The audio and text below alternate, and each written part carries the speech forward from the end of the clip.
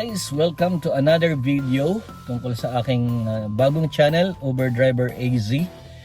So, this is another video, pangalawang video to. So, ginawa ko to ngayon dahil hindi pa ako nagbibiyahe, dito muna ako. Gusto ko munang mag-stop kasi mas madalas yung mga sa una kong channel, nag-vlog ako or nagre-record ako ng video habang nagda-drive going to papuntang pick up. Pero ngayon dahil bagong channel na to, sinigurado ko na dito muna ako mag-drive, naka-stop muna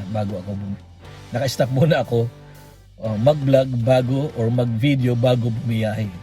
So itong ating kwento na to, yung tip story number 2 natin ay isang pick up ko sa isang apartment which is papunta din siya ng airport, although gabi na rin to nangyari. Usually gabi papunta ng airport. So umikot ako sa lugar, pumunta na ako doon, medyo naligaw pa ako actually kasi yung bakod ang pagitan para pumasok ka doon sa apartment. Akala ko yun na yun kasi parang likod lang ng bahay, nandun nakatutok yung pin, yung location niya. Pero yun pala, yung bahay pala nandun sa kabilang side. So may bakod siya. Buti na lang umikot ako, nakapasok ako, nahanap ko siya. So ngayon, naghintay ako ng 5 minutes. Kasi tinitingnan ko 3 minutes na, wala pa siya, hindi pa siya dumarating. So ang nangyari, pag mangyaring ganun, hintay ko ng 5 minutes para after 5 minutes, pwede na akong bayaran ni Uber sa paghihintay. So malapit na mag 5 minutes, biglang may dumating na babae. Dahil alam ko pupunta siya ng airport, nagulat ako. So tingin ko sa side mirror ko, meron ako nakitang babaeng lumalapit. Tapos ang dala niya ay parang shoulder bag tapos pouch. So napaisip ako agad kung ano ba to, papunta ba to ng airport or what, sabi kong gano'n. So ayun, tinanong niya pangalan ko, tinanong ko yung pangalan niya, kinonfirm ko dito sa nakabook, sabi ko, siya nga. Ngayon sabi niya, if you don't mind, would you help me bring down my luggage? Oh, sabi ko, yeah, sure. Tapos sabi niya, I will give you $20, sabi niya gano'n. So, yeah, thank you very much, sabi kong gano'n. Gusto kong sabihin, there's no need, pero wala na kasi nung sinabi niyang I will give you $20, nakaabot na sa akin yung pera niya. Di ba? Nakaabot na yung $20. Naabot na niya sa akin. Which is, kaya pala siya nagtatagal sa pagbaba dahil meron siyang bagahe kasi papunta daw siya sa ibang state or di ko maano kung papuntang ibang state or papuntang ibang country, parang gano'n. So, sabi ko, sure, okay. So, ang nangyari, bumaba ako. Pero pagbaba ako, kasi ganito, parking area, nakikita niyo dito yung aking parking to ng apartment. So, ang aking park ay paganon, hindi nakalinya sa parking talaga kasi may mga parking slot yan. Pero yung mga parking slot, may mga pre-ari kasi yan kasi by numbers, kagaya sa akin. Meron akong number dito na para lang sa akin.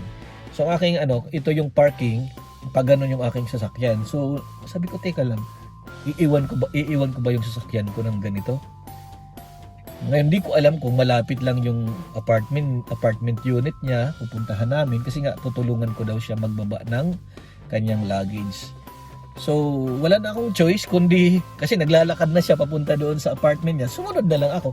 So, ginawa ko, sinara ko, nilak ko na lang tapos naka-hazard na siya.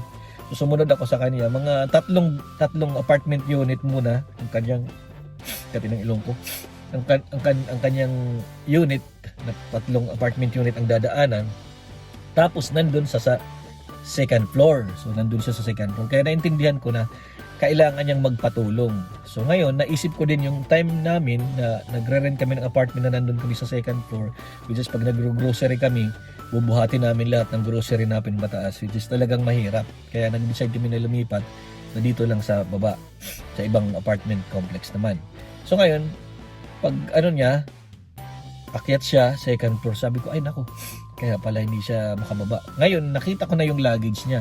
So, yung luggage niya, di ba may mga luggage tayo na small, medium, large, parang ganon. So, ang kanya ay dalawang large.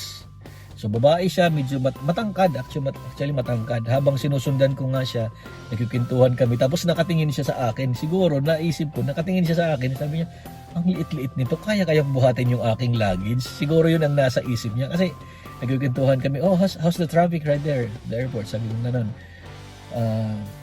Are you busy tonight? Sabi niya gano'n. Pero nakatingin siya sa katawan ko, sabi siguro. Kaya nakita ko yung luggage, ay ang lalaki.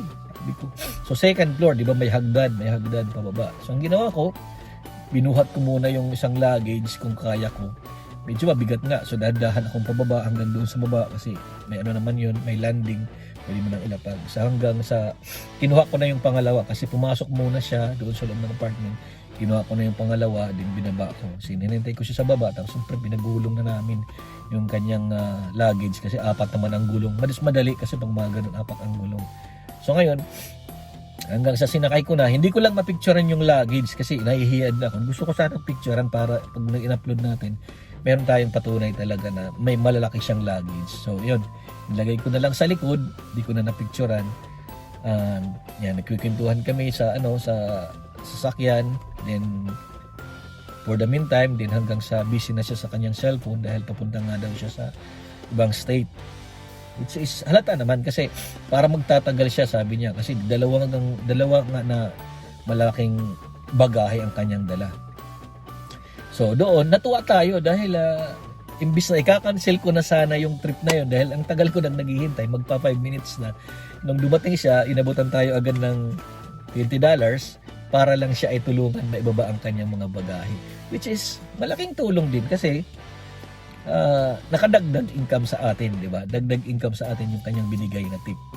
Ayan. So, sana mayroon kayong natutunan dito sa kwento na to, sa tip story number 2 na to from the Uber Driver Easy YouTube channel.